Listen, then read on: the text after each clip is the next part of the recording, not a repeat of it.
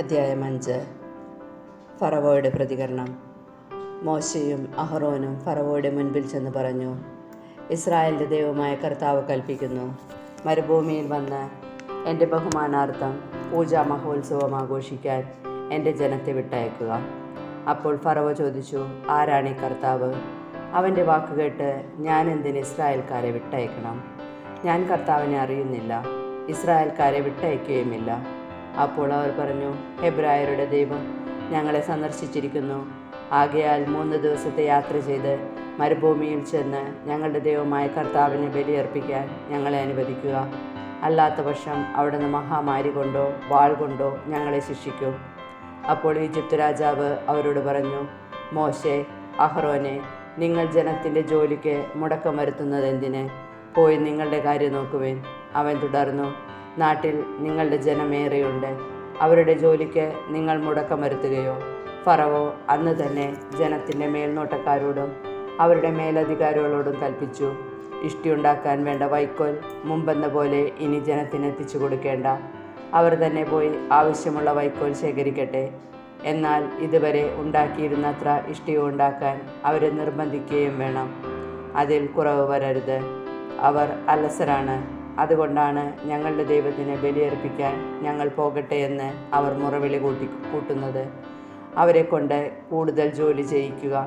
അങ്ങനെ അവർ അധ്വാനിക്കുകയും വ്യാജവാക്കുകളിൽ ശ്രദ്ധിക്കാതിരിക്കുകയും ചെയ്യട്ടെ.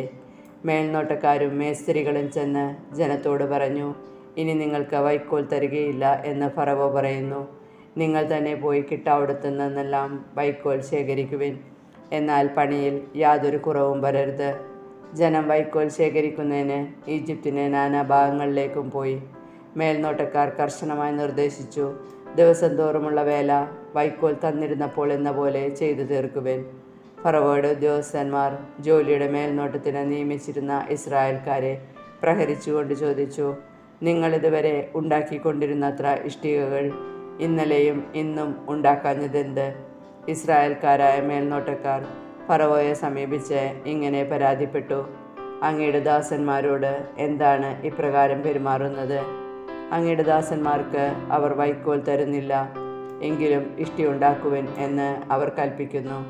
അങ്ങയുടെ ദാസന്മാരെ പ്രഹരിക്കുന്നു, എന്നാൽ കുറ്റം അങ്ങയുടെ ജനത്തിൻ്റെതാണ്. ഫറവോ മറുപടി പറഞ്ഞു, നിങ്ങൾ അലസരാണ്, അതുകൊണ്ടാണ് കർത്താവിന് ബലിയർപ്പിക്കാൻ ഞങ്ങൾ പോകട്ടെ എന്ന് നിങ്ങൾ പറഞ്ഞുകൊണ്ടിരിക്കുന്നത്. പോയി ജോലി ചെയ്യുവിൻ. നിങ്ങൾക്ക് വൈക്കോൽ തരികയില്ല, എന്നാൽ ഇഷ്ടികയുടെ എണ്ണം കുറയുകയും വരുത്. അനുദിനമുണ്ടാക്കുന്ന ഇഷ്ടികയുടെ എണ്ണത്തിൽ കുറവ് വരാൻ പാടില്ലെന്ന് കേട്ടപ്പോൾ ഇസ്രായേൽക്കാരായ മേലാളന്മാർ ധർമ്മസങ്കടത്തിലായി. ഫറവോയുടെ അടുക്കൽ നിന്ന് മടങ്ങിയെത്തുമ്പോൾ മോശയും അഹ്റോനും തങ്ങളെ കാത്തു നിൽക്കുന്നത് അവർ കണ്ടു. അവർ മോശയോടും അഹ്റോനോടും പറഞ്ഞു, കർത്താവ് നിങ്ങളുടെ പ്രവൃത്തി കണ്ട് നിങ്ങളെ വിധിക്കട്ടെ. ഫറവോയുടെയും അവൻ്റെ സേവകരുടെയും മുൻപിൽ നിങ്ങൾ ഞങ്ങളെ അവജ്ഞാപാത്രങ്ങളാക്കി. ഞങ്ങളെ വധിക്കാൻ നിങ്ങൾ അവരുടെ കയ്യിൽ വാൾ കൊടുത്തിരിക്കുന്നു. അപ്പോൾ മോശ കർത്താവിനോട് പറഞ്ഞു, കർത്താവേ, അങ്ങ് എന്തിനാണ് ഈ ജനത്തോട് ഇത്ര ക്രൂരമായി പെരുമാറുന്നത്? എന്തിനാണ് അങ്ങ് എന്നെ ഇങ്ങോട്ട് അയച്ചത്? ഞാൻ അങ്ങയുടെ നാമത്തിൽ ഫറവോയോട് സംസാരിക്കാൻ വന്നത് മുതൽ അവൻ ഈ ജനത്തെ കഷ്ടപ്പെടുത്തുകയാണ്. അങ്ങ് അങ്ങയുടെ ജനത്തെ മോചിപ്പിക്കുന്നുമില്ല. പുറപ്പാട് അധ്യായം 6. മോശയെ ധൈര്യപ്പെടുത്തുന്നു. കർത്താവ് മോശയോട് പറഞ്ഞു, ഞാൻ ഫറവോയോട് എന്ത് ചെയ്യുമെന്ന് നീ ഉടനെ കാണും. ശക്തമായ കരത്താൽ നിർബന്ധിതനായി അവൻ അവരെ വിട്ടയക്കും. അവരെ പുറന്തള്ളാതിരിക്കാൻ വയ്യാത്ത നില അവന് വന്നുകൂടും. അവിടുന്ന് തുടർന്നു, ഞാൻ കർത്താവാണ്. അബ്രാഹത്തിനും ഇസഹാക്കിനും യാക്കോബിനും സർവശക്തനായ ദൈവമായി ഞാൻ പ്രത്യക്ഷപ്പെട്ടു. എന്നാൽ കർത്താവ് എന്ന നാമത്താൽ ഞാൻ എന്നെ അവർക്ക് വെളിപ്പെടുത്തിയില്ല. എങ്കിലും അവർ പരദേശികളായി പാർത്തിരുന്ന കാനാൻ ദേശം അവർക്ക് നൽകുമെന്ന് അവരുമായി ഞാൻ ഉടമ്പടി ചെയ്തിരുന്നു. ഈജിപ്തുകാർ അടിമകളാക്കിയിരിക്കുന്ന ഇസ്രായേൽ മക്കളുടെ ദീനരോധനം ഞാൻ കേട്ടു. എൻ്റെ ഉടമ്പടി ഞാൻ ഓർമ്മിക്കുകയും ചെയ്തു. ആകയാൽ ഇസ്രായേൽ മക്കളോട് പറയുക, ഞാൻ കർത്താവാണ്. ഈജിപ്തുകാർ ചുമത്തിയ ഭാരം നീക്കി നിങ്ങളെ ഞാൻ മോചിപ്പിക്കും. നിങ്ങളുടെ അടിമത്തത്തിൽ നിന്ന് നിങ്ങളെ സ്വതന്ത്രരാക്കും. കൈ ഉയർത്തി അവരെ കഠിനമായി ശിക്ഷിച്ച് നിങ്ങളെ വീണ്ടെടുക്കും. ഞാൻ നിങ്ങളെ എൻ്റെ ജനമായി സ്വീകരിക്കും, നിങ്ങളുടെ ദൈവമായിരിക്കുകയും ചെയ്യും. ഈജിപ്തുകാരുടെ ദാസ്യത്തിൽ നിന്ന് നിങ്ങളെ മോചിപ്പിച്ച ഞാനാണ് നിങ്ങളുടെ ദൈവമായ കർത്താവെന്ന് നിങ്ങളറിയും. അബ്രാഹത്തിനും ഇസഹാക്കിനും യാക്കോബിനും വാഗ്ദാനം ചെയ്ത ദേശത്തേക്ക് നിങ്ങളെ ഞാൻ നയിക്കും. അത് നിങ്ങൾക്ക് അവകാശമായി തരികയും ചെയ്യും. ഞാൻ കർത്താവാണ്. ഇസ്രായേൽ മക്കളോട് മോശെ പ്രകാരം പറഞ്ഞെങ്കിലും അവരുടെ മനോവ്യതയും ക്രൂരമായ അടിമത്തവും നിമിത്തം അവർ അവൻ്റെ വാക്കുകൾ ശ്രദ്ധിച്ചില്ല. കർത്താവ് മോശയോട് കൽപ്പിച്ചു, നീ പോയി ഈജിപ്തിലെ രാജാവായ ഫറവോയോട് ഇസ്രായേൽ മക്കളെ വിട്ടയക്കാൻ പറയുക. മോശ കർത്താവിനോട് പറഞ്ഞു, ഇസ്രായേൽ മക്കൾ പോലും ഞാൻ പറയുന്നത് കേൾക്കുന്നില്ല, പിന്നെ ഫറവോ കേൾക്കുമോ? പോരെങ്കിൽ ഞാൻ സംസാരിക്കാൻ കഴിവില്ലാത്തവനുമാണ്. കർത്താവ് മോശയോടും അഹ്റോനോടും കൽപ്പിച്ചു, ഇസ്രായേൽക്കാരെ ഈജിപ്തിൽ നിന്ന് മോചിപ്പിക്കാൻ ഞാൻ നിങ്ങളെ നിയോഗിച്ചിരിക്കുന്നുവെന്ന് ഇസ്രായേൽ മക്കളോടും ഈജിപ്ത് രാജാവായ ഫറവോയോടും പറയുക. വംശാവലി. മോശയുടെയും അഹ്റോൻ്റെയും പിതൃഗോത്രങ്ങളെ തലവന്മാർ ഇവരാകുന്നു. ഇസ്രായേലിൻ്റെ ആദ്യജാതനായ റൂബൻ്റെ പുത്രന്മാർ ഹനോക്ക്, പല്ലു, ഹെസ്രോൻ, കർമ്മി ഇവരാകുന്നു. റൂബൻ ഗോത്രത്തിലെ തലവന്മാർ. ശിമെയോൻ്റെ പുത്രൻ യമൂവേൽ, യാമിൻ, ഓഹദ്, യാക്കീൻ, സോഹാർ. കാനാൻകാരിയിൽ നിന്നുള്ള ഷാവൂൽ ഇവരാകുന്നു ശിമെയോൻ്റെ ഗോത്രത്തിലെ കുലത്തലവന്മാർ. കുലങ്ങളനുസരിച്ച് ലേവിയുടെ പുത്രന്മാരുടെ പേരുകൾ: ഗർഷോൻ, കൊഹാത്ത്, മെറാറി. ലേവിയുടെ ജീവിതകാലം 137 വർഷമായിരുന്നു. ഗർഷോൻ്റെ പുത്രന്മാർ ലിബ്നി, ഷിമെയി എന്നിവരും അവരുടെ കുടുംബങ്ങളും. കൊഹാത്തിൻ്റെ പുത്രന്മാർ അമ്രാം, ഇസാർ, ഹെബ്രോൻ, ഉസിയേൽ. കൊഹാത്തിൻ്റെ ജീവിതകാലം 133 വർഷമായിരുന്നു. മെറാറിയുടെ പുത്രന്മാർ മഹ്ലി, മുഷി. തലമുറയനുസരിച്ച് ലേവിയുടെ കുടുംബങ്ങൾ ഇവയാണ്. അമ്രാം തൻ്റെ പിതൃ സഹോദരിയായ യോക്കേബേദിനെ ഭാര്യയായി സ്വീകരിക്കുകയും അവളിൽ അവന് അഹ്റോൻ, മോശ എന്നിവർ ജനിക്കുകയും ചെയ്തു. അമ്രാമിൻ്റെ ജീവിതകാലം 137 വർഷമായിരുന്നു. ഇസ്ഹാറിൻ്റെ പുത്രന്മാർ കോറഹ്, നെഫെഗ്, സിക്രി. ഉസിയേലിൻ്റെ പുത്രന്മാർ മിഷായേൽ, എൽസാഫാൻ, സിത്രി. അഹ്റോൻ അമിനാദാബിൻ്റെ മകളും നഹ്ഷോൻ്റെ സഹോദരിയുമായ എലീഷബായെ ഭാര്യയായി സ്വീകരിക്കുകയും അവളിൽ അവന് നാദാബ്, അബീഹു, എലയാസർ, ഇത്താമർ എന്നീ പുത്രന്മാർ ജനിക്കുകയും ചെയ്തു. കോറഹിൻ്റെ പുത്രന്മാർ അസീർ, എൽക്കാന, അബിയാസാഫ്. ഇവരാണ് കോറഹ് വംശജർ. അഹ്റോൻ്റെ പുത്രനായ എലയാസർ പുത്തിയേലിൻ്റെ പുത്രിയെ ഭാര്യയായി സ്വീകരിക്കുകയും അവളിൽ അവന് ഫിനെഹാസ് എന്ന പുത്രൻ ജനിക്കുകയും ചെയ്തു. ഇവരാണ് ലേവി ഗോത്രത്തിലെ കുലത്തലവന്മാർ. ഈജിപ്ത് രാജ്യത്ത് നിന്ന് ഇസ്രായേൽക്കാരെ സംഘമായി പുറത്തു കൊണ്ടുവരികയെന്നത് കർത്താവ് കൽപ്പിച്ചത് ഈ അഹ്റോനോടും മോശയോടുമാണ്. ഇസ്രായേൽക്കാരെ ഈജിപ്തിൽ നിന്ന് പുറത്തു കൊണ്ടുവരാൻ വേണ്ടി ഈജിപ്തിലെ രാജാവായ ഫറവോയോട് സംസാരിച്ചത് ഇവരാണ്. ഈജിപ്തിൽ വെച്ച് കർത്താവ് മോശയോട് സംസാരിച്ച ദിവസം അവിടുന്ന് ഇപ്രകാരം അരുളി ചെയ്തു, ഞാൻ കർത്താവാണ്. ഞാൻ നിന്നോട് കൽപ്പിക്കുന്നതെല്ലാം ഈജിപ്തിലെ രാജാവായ ഫറവോയോട് നീ പറയുക. മോശ കർത്താവിനോട് പറഞ്ഞു, സംസാരിക്കാൻ കഴിവില്ലാത്തവനാണ് ഞാൻ. ഫറവോ എൻ്റെ വാക്കുകൾ ശ്രദ്ധിക്കുമോ? അധ്യായം 7. ഫറവോയുടെ മുൻപിൽ. കർത്താവ് മോശയോട് പറഞ്ഞു, ഇതാ ഞാൻ ഫറവോയ്ക്ക് നിന്നെ ദൈവത്തെ പോലെ ആക്കിയിരിക്കുന്നു. നിന്റെ സഹോദരനായ അഹ്റോൻ നിന്റെ പ്രവാചകനായിരിക്കും. ഞാൻ നിന്നോട് കൽപ്പിക്കുന്നതെല്ലാം നീ അഹ്റോനോട് പറയണം. ഫറവോ തൻ്റെ രാജ്യത്ത് നിന്ന് ഇസ്രായേൽക്കാരെ വിട്ടയക്കാൻ വേണ്ടി നിന്റെ സഹോദരൻ അഹ്റോൻ അവനോട് സംസാരിക്കട്ടെ. ഞാൻ ഫറവോയുടെ ഹൃദയം കഠിനമാക്കും. ഈജിപ്ത് രാജ്യത്ത് വളരെയേറെ അടയാളങ്ങളും അത്ഭുതങ്ങളും പ്രവർത്തിക്കും. എങ്കിലും ഫറവോ നിങ്ങളുടെ വാക്ക് കേൾക്കുകയില്ല. എന്നാൽ ഞാൻ ഈജിപ്തിനെ കഠിനമായി ശിക്ഷിച്ച് എൻ്റെ സൈന്യവും ജനവുമായ ഇസ്രായേലിനെ ഈജിപ്തിൽ നിന്ന് പുറത്തു കൊണ്ടുവരും. ഞാൻ ഈജിപ്തിനെതിരെ കൈനീട്ടി ഇസ്രായേൽ മക്കളെ അവരുടെ ഇടയിൽ നിന്ന് മോചിപ്പിച്ചു കഴിയുമ്പോൾ ഞാനാണ് കർത്താവെന്ന് ഈജിപ്തുകാർ മനസ്സിലാക്കും. മോശയും അഹ്റോനും കർത്താവ് കൽപ്പിച്ചതുപോലെ പ്രവർത്തിച്ചു. അവർ ഫറവോയോട് സംസാരിക്കുമ്പോൾ മോശയ്ക്ക് 80 അഹ്റോന് 83 വയസ്സായിരുന്നു. വടി സർപ്പമായി മാറുന്നു. കർത്താവ് മോശയോടും അഹ്റോനോടും പറഞ്ഞു, ഫറവോ നിങ്ങളോട് ഒരടയാളം ആവശ്യപ്പെടുന്ന പക്ഷം നീ അഹ്റോനോട് നിന്റെ വടിയെടുത്ത് ഫറവോയുടെ മുൻപിലിടുക എന്ന് പറയണം. അത് സർപ്പമായി മാറും. മോശയും അഹ്റോനും ഫറവോയുടെ അടുക്കൽ ചെന്ന് കർത്താവ് കൽപ്പിച്ചതുപോലെ പ്രവർത്തിച്ചു. അഹ്റോൻ വടി ഫറവോയുടെയും സേവകരുടെയും മുൻപിലിട്ടു. അത് സർപ്പമായി. അപ്പോൾ ഫറവോ വിജ്ഞന്മാരെയും മന്ത്രവാദികളെയും വിളിച്ചു വരുത്തി. തങ്ങളുടെ മാന്ത്രിക വിദ്യയാൽ ഈജിപ്തിലെ മന്ത്രവാദികളും അപ്രകാരം ചെയ്തു. അവർ ഓരോരുത്തരും തങ്ങളുടെ വടികൾ നിലത്തിട്ടപ്പോൾ അവ സർപ്പങ്ങളായി മാറി. എന്നാൽ അഹ്റോന്റെ വടി അവരുടെ വടികളെ വിഴുങ്ങിക്കളഞ്ഞു. കർത്താവ് പറഞ്ഞതുപോലെ ഫറവോയുടെ ഹൃദയം കഠിനമായി.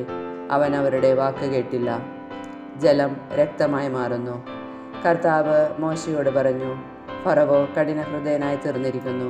അവൻ ജനത്തെ വിട്ടയക്കാൻ വിസമ്മതിക്കുന്നു. രാവിലെ നീ ഫറവോയുടെ അടുത്തേക്ക് പോവുക. അവൻ നദിയിലേക്ക് ഇറങ്ങി വരുമ്പോൾ നീ നദീതീരത്ത് അവനെ കാത്തു നിൽക്കണം. സർപ്പമായി മാറിയ വടിയും കയ്യിലെടുത്തുകൊള്ളുക. നീ അവനോട് പറയണം, ഹെബ്രായരുടെ ദൈവമായ കർത്താവ് എന്നെ നിന്റെ അടുത്തേക്ക് അയച്ചത് മരുഭൂമിയിൽ എന്നെ ആരാധിക്കാൻ എൻ്റെ ജനത്തെ അയക്കുക എന്ന് ആവശ്യപ്പെടാനാണ്. എന്നാൽ നീ ഇതുവരെ അതനുസരിച്ചില്ല. കർത്താവ് പറയുന്നു, ഞാനാണ് കർത്താവെന്ന് ഇതിനാൽ നീ മനസ്സിലാക്കും. ഇതാ എൻ്റെ കയ്യിലുള്ള വടി കൊണ്ട് ഞാൻ നൈലിലെ ജലത്തിന്മേലടിക്കും.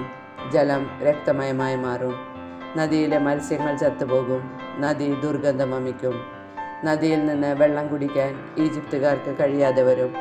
കർത്താവ് മോശയോട് ആജ്ഞാപിച്ചു, അഹ്റോനോട് പറയുക, നീ വടി കയ്യിലെടുത്ത് നിന്റെ കൈ ഈജിപ്തിലെ ജലത്തിന്മേൽ, അവിടുത്തെ നദികളുടെയും അരുവികളുടെയും കയങ്ങളുടെയും കുളങ്ങളുടെയും മേൽ നീട്ടുക. ജലം രക്തമായി മാറും.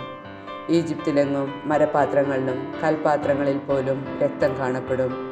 കർത്താവ് കൽപ്പിച്ചതുപോലെ മോശയും അഹ്റോനും പ്രവർത്തിച്ചു. ഫറവോയുടെയും അവൻ്റെ സേവകരുടെയും മുൻപിൽ വച്ച് അവൻ വടി ഉയർത്തി നദീജലത്തിന്മേലടിച്ചു. നദിയിലുണ്ടായിരുന്ന ജലമെല്ലാം രക്തമായി മാറി. നദിയിലെ മത്സ്യമെല്ലാം ചത്തൊടുങ്ങി. നദി ദുർഗന്ധം വമിച്ചു. ഈജിപ്തുകാർക്ക് നദിയിൽ നിന്ന് വെള്ളം കുടിക്കാൻ കഴിഞ്ഞില്ല.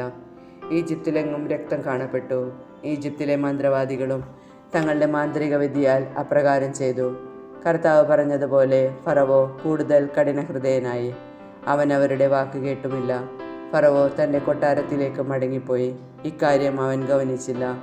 നദീജലം കുടിക്കുക അസാധ്യമായി തീർന്നപ്പോൾ ഈജിപ്തുകാർ കുടിക്കാൻ വെള്ളത്തിനു വേണ്ടി നദീതീരത്ത് കുഴികളുണ്ടാക്കി. കർത്താവ് നദിയെ പ്രഹരിച്ചിട്ട് 7 ദിവസം കഴിഞ്ഞു. അധ്യായം 8. തവളകൾ വ്യാപിക്കുന്നു. കർത്താവ് മോശയോട് അരുളി ചെയ്തു, ഫറവോയുടെ അടുക്കൽ ചെന്ന് പറയുക, കർത്താവ് കൽപ്പിക്കുന്നു, എന്നെ ആരാധിക്കാനായി എൻ്റെ ജനത്തെ വിട്ടയക്കുക. അവരെ വിട്ടയക്കാൻ നീ വിസമ്മതിച്ചാൽ തവളകളെ അയച്ച് ഞാൻ നിന്റെ രാജ്യത്തെ പീഡിപ്പിക്കും. നദിയിൽ തവളകൾ പെരുകും. നിന്റെ മന്ദിരത്തിലും ശയനമുറിയിലും കിടക്കയിലും നിന്റെ സേവകരുടെയും ജനങ്ങളുടെയും ഭവനങ്ങളിലും അടുപ്പുകളിലും മാവുഴയ്ക്കുന്ന പാത്രങ്ങളിലും അവ കയറിപ്പറ്റും. നിന്റെയും ജനത്തിൻ്റെയും സേവകരുടെയും മേൽ അവ പറന്നു കയറും. കർത്താവ് മോശയോട് കൽപ്പിച്ചു, അഹ്റോനോട് പറയുക, നിന്റെ വടി കയ്യിലെടുത്ത് നദികളുടെയും തോടുകളുടെയും കുളങ്ങളുടെയും മേൽ നീട്ടി ഈജിപ്ത് മുഴുവൻ തവളകളെ കൊണ്ട് നിറയ്ക്കുക.